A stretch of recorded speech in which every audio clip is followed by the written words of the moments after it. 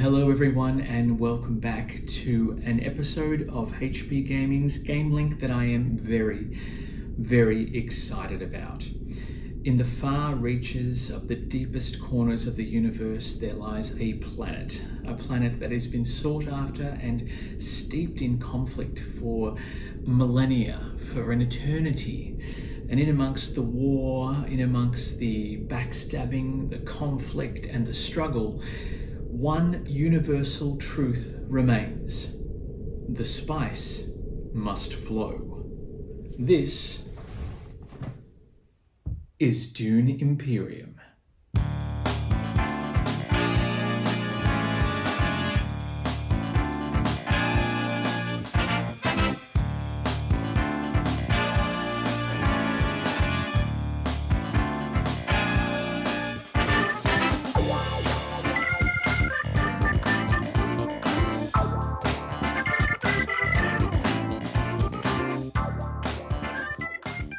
Hello everybody, welcome back. For those of you who don't know me, and you should by now, my name is Matt and I am absolutely pumped to be doing a very special unboxing for you today. This game's been out for a while. Our first shipment of this one literally ran out of the doors. I had intended to unbox one of those. However, it was so popular we didn't get a chance before stock ran off the shelves. We have been restocked. It is available. And if you haven't already pre-ordered your copy, or not pre-ordered your copy, ordered and placed yourselves in the queue, you may miss out because we are hitting the lower end of the spectrum. So before we run out altogether, I am going to be unboxing Dune Imperium, based on Frank Herbert's novel of the same name, not the Imperium part, the Dune part. A new film by Legendary Pictures coming out in October of this year, COVID permitting. Very excited to get into this one because for those of you who know me well, and you should by now if you're watching the channel, you know I love a good deck builder, and this is a deck building game with a worker placement element that I'm super excited about as well. It's also by Direwolf. So Direwolf, for those of you who know your board games, will know that Direwolf is partly responsible for Clank, which is the #1 deck builder on my top 10 list currently. Spoiler alert there. But I think what we need to do is have a look at this one. I need to get into the cards. I need to get into the worker placement meeples, because I'm going to get a solo playthrough done as well. Very exciting. Let's get down to the table and find out what's in the box. All right, now I have been hanging out for this for some time. I am a massive fan of Clank and deck building in general. Look at that. Such a simple design on the cover, but I just want to get into it. The fact they've used that U shape or the D shape as a universal for the lettering is super awesome, and Legendary have tied in this really well for their upcoming film. Designed by Paul Dennen as well, an absolute stalwart or a staple within the deck building and or expansive deck building game, I guess, because it's not just about deck building. But if you have a look at the reverse of this one here, you've got all the components and bits and pieces there as well. Control the spice, control the universe, which is awesome. Yeah, very important that it's got a solo mode. Looking forward to that. We will be, or I will be, I should say, doing a solo mode explorative playthrough. So you can look out for that as well in the coming weeks. And I'm hoping as well that I can just, I don't know, get it to the table. The whole idea of a game based on the Dune universe or the Dune mythology. Plastic, of course, goes on the floor.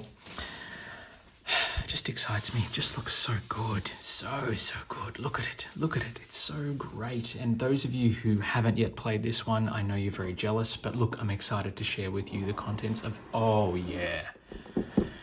Oh, what a box opening. That's awesome.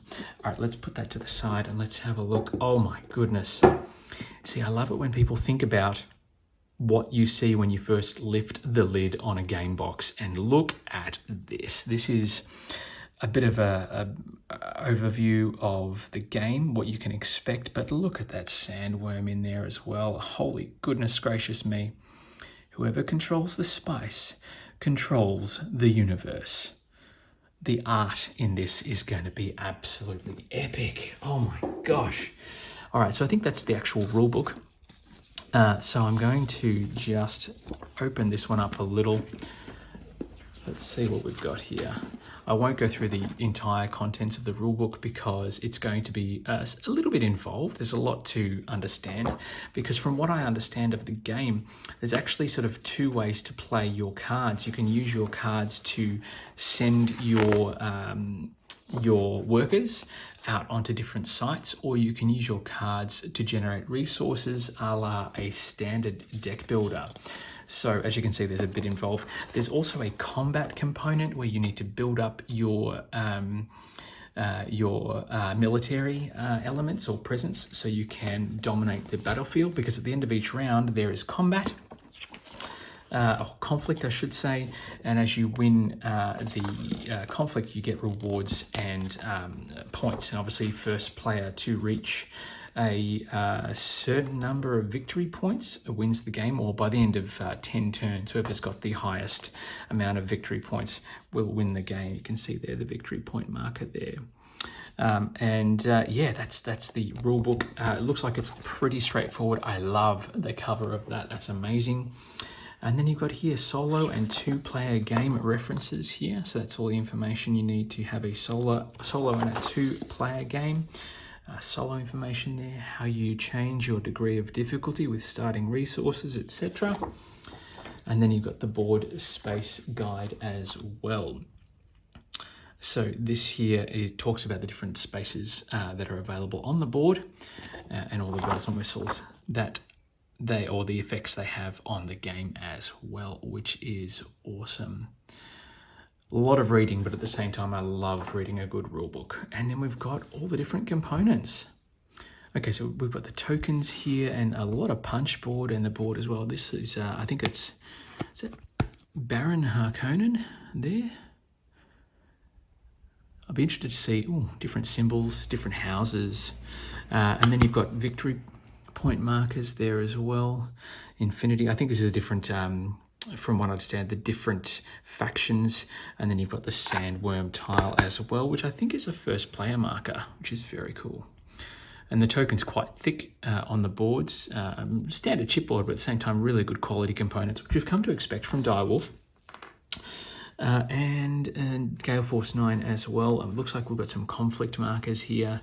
And it looks like we've got some player markers in 4 different colors. I think these are for different spaces on the board, so you can actually control those different areas of the board. So there's a bit of area control as well, which is awesome. Yeah, so you can see here, this is the game board. And if you punch out your token, you can actually place it on those flags there to gain dominance in that area, which is awesome. Bit of spacer there to just put the board in position, and we all know what's going to be under here. We're all here for cards and other tokens and other bits and pieces, which is cool. Let's open up the board and we'll get a bit of an idea of the detail of this one. So it's it's quite a decent sized board, which I didn't expect. I knew it was going to be big, but I didn't realize it was going to be this big. So this is the conflict area. So you've got one for each player. Conflict in the middle, you march your military forces into the middle to gain dominance. If you don't want to, you just send them back into your area here. And if they're not in the conflict, you don't risk them necessarily. However, you have to be in it to win it. A bit of a reference turn there. Then you've got all the different areas here. So you've got the Fremen, the Bene Gesserit, the Spacing Guild. Then you've got the Emperor as well. The Landsraad Council. And then you've got the Comb there as well. Arrakis, different places on the planet itself, which is absolutely amazing and incredibly detailed, which we love. And of course the victory point track, which runs this side of the board as well. All right, what's next? What's under this white piece of spacer here, this nice white piece of card? It looks like we've got components galore. Very exciting. So all the cards there. And there's also little mini cards as well. And then we've got lots of different tokens, resource cubes and things as well. Let's have a look at the player cards. Now I believe you can actually choose different characters, and they all have different effects. So you've got your deck and your discard on the side, and then Leto Atreides here there's different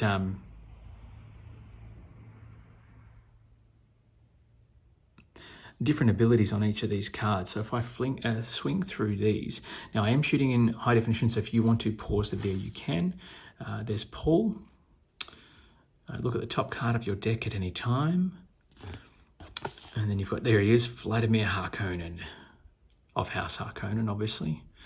He's got a bit of a scheme happening there. Glossu the Beast. I think Dave Bautista is playing that character. And then you've got Earl Menon Thorvald. Ariana Thorvald. Ilban Richis. Helena. And then Duke, back to the Duke. So you've got your different spaces there on the board. Now the backs of those have round starts and player aids on them. So you can see there's player aids on there as well, which is awesome. I'll put those to the side.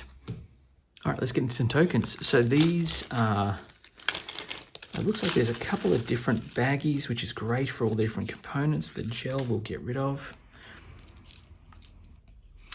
So this is an extra meeple. Now this one is the one you can purchase and buy. He's the, what's his name? He's part of the High Council. And I think from memory, what is his name? He's the Mentat. So you can hire him to actually be an extra agent for your faction, which is awesome. I'll put him to the side there, and then you've got your water tokens. Being that it is a desert planet, water is a very important resource, so you want to make sure you've got a ton of that. Tokens are quite nice. They're actually wood components. I expected them to be, I knew they were wooden tokens, but I didn't expect them to be so prevalent, so weighty, which is great.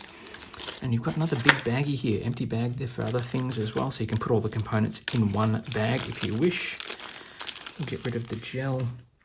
And these are player cubes in two different colors. They're pretty stock standard, very reminiscent of the cubes for Clank, about the same size, weight and shape, and nicely produced as well, which I really like too. And they're in the two different bags together, so I wonder if you could separate those out. But as it is, it's not a huge issue. I suppose once you've gone through the components, you could break them out into individual baggies. So you've got gold, red, blue, and green, and you can see there, those cubes are, yeah, very, very well produced, which is awesome.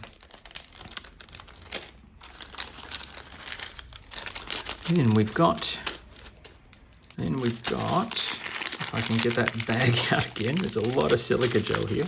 These are the different Solari tokens. Now these tokens, I think they represent different values. So the large one I think is worth 5, and this is worth 1, and it's effectively currency they can use to do different actions, purchase cards, and obviously take bribe. I think you can bribe council members as well, and I think you can convert spice into Solari. I'm not sure if you can go the other way. I haven't read the rule book in full, but oh my goodness, that's what I'll be doing this afternoon. Then we've got the agents. So these are your little worker placement worker bees. Let me try and get one of each color out there so you can see those little worker placements. So you guys can play the cards in your hand to move these around the board onto those different areas that you saw and then carry out those actions. So while it is a deck builder to try and get those cards in your hand, there is that worker placement element as well. So it's really important, obviously, you get your agents ready to go and send them out onto Arrakis to make sure that they do the work for you to gain all those valuable resources and influence across the board and help you accrue those victory points as well. Looks like we've got some turn or player markers here for different things. So these would be your markers for your victory track, different areas of the board where you place your influence depending on the different factions that you might be influencing. And they just help you obviously track where you're at in terms of gameplay. And then this last one here, we will get the silica gel out of that, and I think we'll be free of silica gel. This is spice. the most valuable resource in the game, and the spice, as I said at the outset, must always flow. The larger spice token here is worth 5, the smaller one's worth 1, and you actually collect spice from different parts of the game board. Whoops, I'm throwing it away. Don't do that, it's valuable. And you'll use that to gain resources, etc., and gain other abilities, pay for upgrades, and all that sort of jazz. Now, we'll go through this deck of cards, and my goodness, it's huge, because those are the deck building card components. And this one here represents a smaller deck of cards for conflict deck, which is almost like a timer for the game. We'll get into that one. I'm gonna cheat. I know it's got a pull tab on it, but I'm going to cheat anyway. There we go. And of course, plastic, as always, goes on the floor. So the backs of these have different conflict markers. That's level 3, level 2, and then your level 1 conflict, and your intrigue deck. Now, the intrigue deck, I think, is acquired during different events and different components of your cards. So you'll be able to play cards, send your agents out to acquire intrigue cards, and they will give you different effects. So if you have a faction alliance, 2 spice will give you all those combat bonuses. Refocus, shuffle your discard pile into your deck, then draw a card. Ambush, adding to your combat ability, so you could save that up for a conflict and then play an extra for bribery. There we go, that Solari into your plot. Get a victory point if you play 7 Solari, pay I should say, 7 Solari, you can gain a victory point. Bypass cards, calculated hire, add charisma. Corner the market. If you have at least 2 spice must flow, gain a victory point. If you have more spice must flow cards than each opponent, gain extra, and it applies at the end game. Then you've got plot phases, things that where the card happens, it takes place at the bottom of the card. Favored subject, where you gain influence. So this symbol here talks about the different faction, and then an up arrow means you push your influence up on that track on the board. Bindu suspension, draw a card, then pass. Plans within plans. So things that help you manipulate your end game bonuses, because once the game's over, it doesn't mean that the winner is known immediately, which is fantastic. And that's very similar of Clank as well. The end of the game means that it's the end of the game, but then you have to tally up your points. The sleeper must awaken.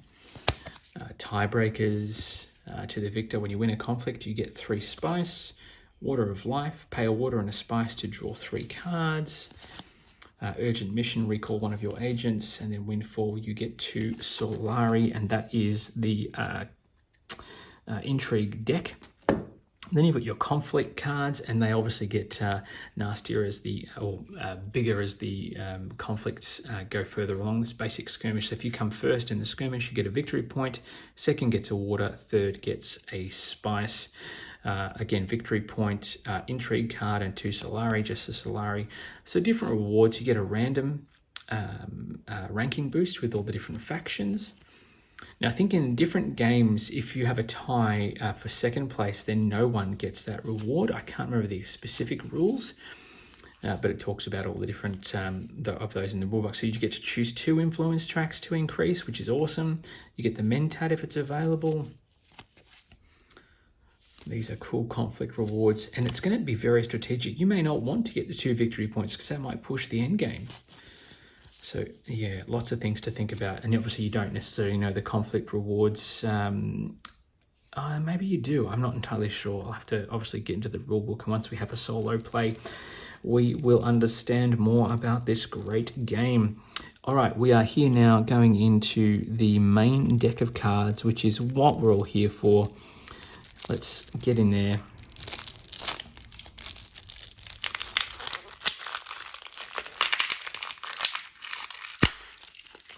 And we will show you all the bells and whistles. Now, I believe there's standard starting decks, but there's also a unique card per faction, I think. I could be wrong. And there's also reserve cards as well. Okay, and there's some... Let's see, we've got different backs here. So the backs of the cards have the Arrakis Dune planet and the moons therein. And I think, let's see, because there's a couple of decks of cards that are available throughout the course of the game. So we'll put those to the side. Okay, so these are House Hagal. And I think they're basically starting cards and things as well.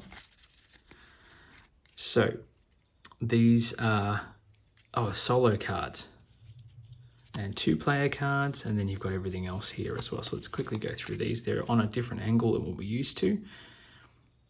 Arrakis. So this is a different, if you go to this space, you can use this card for different resources and benefits or combat bonuses. Reshuffle all the House Hagal cards to form a new deck. So these are for adding an extra faction maybe, or solo or 2-player mode. Yeah, so the 31 cards, 31 of these here, and they're used only in a solo or a 2-player game, so as a third faction that you will fight against. And that's all of these cards. So they're obviously just to sort of give you an indication of an autonomy for that faction. In amongst this other big deck of cards, we have a couple of different things. So let's have a look here, try and separate them out. Hopefully they're in some semblance of order. These are the separate decks that are always available. So a Fremen Arrakis Liaison, it will cost you 2 to buy it. It will give you 2 as a resource and allow you to go to a green or a blue space. Then you have, what have we got here? We've got a Fold Space card. The Fold Space card allows you, if you trash this card, you draw another card, but it allows you to do a whole lot of stuff. So these are basically wilds, I guess, for lack of a better term, and they are limited in their supply. And then, of course, the aforementioned The Spice Must Flow, which gives you a victory point for the card and also a spice every time you pull it from your hand, which obviously will keep you in check and keep you doing all sorts of weird and wonderful things. Now, if I look at these cards, there is a marker on these, which I think is the starter cards decks. They've got a little starting card mark there. Convincing argument to give you 2 buying power. A dagger gives you 1 combat and lets you go to a green location. Diplomacy, which allows you to visit one of your influence tracks and gives you a card purchasing resource. This allows you to travel to Dune, the desert planet, go to a yellow location, which will get you, obviously, potentially get you spice. Reconnaissance, seek allies and trash this card. Signet Ring, which allows you to use your unique ability on your player card. And then obviously get you a resource as well. Now, I think with these cards, you can only do one or the other. You can't do both, and you can only visit these when you activate it as an agent. So this one is a generic benefit you can use when you play it as a deck building card, but if you send out an ally or an agent to somewhere on the board, to one of these locations, you can then activate that ability. Again, correct me if I'm wrong, I'm pretty sure that if I do have it wrong, it'll appear on screen with a bit of errata for you. So these are all the same cards. Obviously, there's enough decks for 4 players, and I'm pretty sure down the track they may end up putting out a 5th player, although there's only enough for 4 players on the board. I find Clank to be really great with 4 players, even great with 2 players. So I don't know whether this is suitable at a lower player count. I haven't tried the solo mode yet. I'm excited as hell to, so we'll see how we go. And then we've got the main decks of cards too. So if you don't want to know what is in the main deck of cards that you can purchase from, spoiler alert, we're about to go through them. So we've got here an assassination mission. When this card is trashed, get 4 Solari. It gives you 1 Solari and a combat bonus. Dr. Yu gives you drawing a card. Sardaukar infantry, I should say, not inventory. Scout, retreat up to 2 of your troops from the battlefield. Imperial spies, trash this card to gain an intrigue. The voice of Bene Gesserit, choose any board space. Opponents can't send their agents there this round. Wow. So it's a good blocking card. I like that. Guild Administrator, Missionaria Protectiva, Spice Hunters. The art on these is great. I love it. Smugglers. It's not comic booky, but I don't mind it. I think it's quite I don't know. It's quite reminiscent of a unique I don't know, cell shade style. It's very cool. Bene Gesserit sister. So it gives you influence tracker. The Harkonnen, I think that's the symbol for Harkonnen. That's interesting. Chris Knife, Death Commando. Ooh, destroy a card. And it's got a Fremen Bond, Gene Manipulation, Guild the Bankers, Shifting Allegiances. So you go down on a faction track, gain and pay 2 spice, and you can go up another 2 spaces on a different track. Reverend Mother, Space Travel from the Spacing Guild, draw cards. Shani, Duncan, Idaho, Firm Grip, Fremen Camps, more Fremen Camps, Test of Humanity, Guild Ambassador, Gunthopter, Different Memories, Power Plays, Smuggler's Thopter, Carryall, and Opulence. Opulence and Splendor, my goodness. Gives you one of these, and you can pay 6 Solari to gain a victory point. Wow. Peter de Vries, Intrigue cards, Reverend Mother, Legion, more Legion, Stilgar is there, Thufir. Here's another one who can pretty much put you anywhere on the board, which is great. Gurney Halleck, Lady Jessica, Liet, and the Worm Riders. 2 influence, lots of combat bonuses. They generate 2 spice. Whoa. Send one of your agents from anywhere to any board space, even if it's occupied. That's a powerful card. And a bit of directorship, which gives you influence, looks like on every track. And 3 Solari as well, which is awesome. And that is it. Look, we're going to come out and we're going to talk about some final thoughts on the components, quality, all that sort of stuff. There is lots to talk about. So let's come back out and we'll go from there. And there it is. The entirety of Arrakis contained in one little box. I don't know about you, but I have been hanging out for this. I am super pumped to get into the specifics of how this works, how it plays, and finally, you know, the spice must flow. Look, simple card, but I reckon it's going to be quite powerful. Very expensive, but worth it every cent, worth every Solari you spend on it.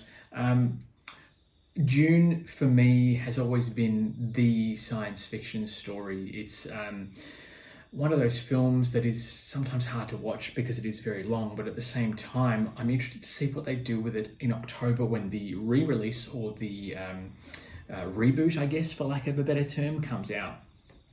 Great cast by the look of it. It'll be interesting to see how they adapt certain aspects of the novels. But in terms of gameplay, the original, I think there's a Dune game that's out, which is very much worker placement, engine building, that sort of thing. The fact that this is a deck builder and allows for conflict and still maintains some of that worker placement, that's going to be intriguing. I think it's not a play on words with an intrigue deck either. I'm excited to see how this plays solo, how it plays at different player counts as well, particularly that 2-player player count where you have an AI faction. Not 100% certain about that. I feel like I'm going to be playing a solo player game, even though there's another player at the table. But knowing the quality of the components, because hey, it looks fantastic. It's going to look great on the table, which is very, very exciting. The cards and the different ways they're able to be played, the fact that you're not just playing a card that gives you that one resource and that's it. The fact that you've got multiple ways and facets to use a card really intrigues me as well. I like the idea of that mechanic, how it goes in practicality.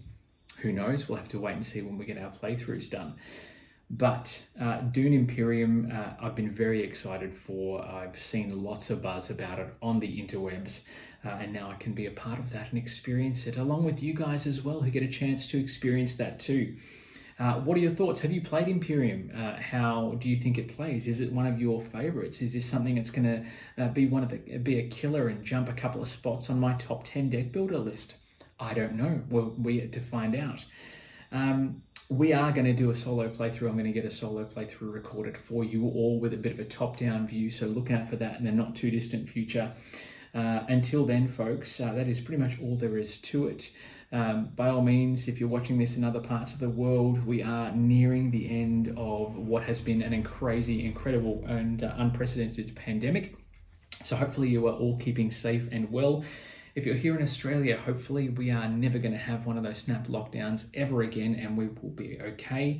Vaccinations are rolling out, people are getting looked after, things are looking up, and it's a great time to be a part of the board game industry. As I said at the outset, if you want a copy of this one, by all means jump on board the website and don't delay, get your copy sorted. They are selling like absolute crazy, and I don't know when the next restock will be. If you have any other questions, folks, pop them in the comment section below, or you can hit us up at orders@hbgaming.com.au. And finally, a big thank you to all of our Gamer Army generals who are our Patreon supporters. We appreciate everything that you allow us to do, including bringing you this amazing content and keep playing some great games. If you want to join in on the Gamer Army and become one of our generals and get to see videos ahead of everyone else, along with some great other rewards, you can jump on the address on your screen, www.patreon.com/hbgamingau, and you better see all sorts of cool stuff and have a say in what videos we produce as well. Ultimately, it's a channel that's by the gamers for the gamers, so you can help us decide what we make and what we shoot and what content is rife on our channel. Until then, folks, I'm going to explore a bit more about this box. I'm going to take my Spice Must Flow card and frame this sucker. Until then, folks, we'll see you back at the table very soon. But for now, it is see you later.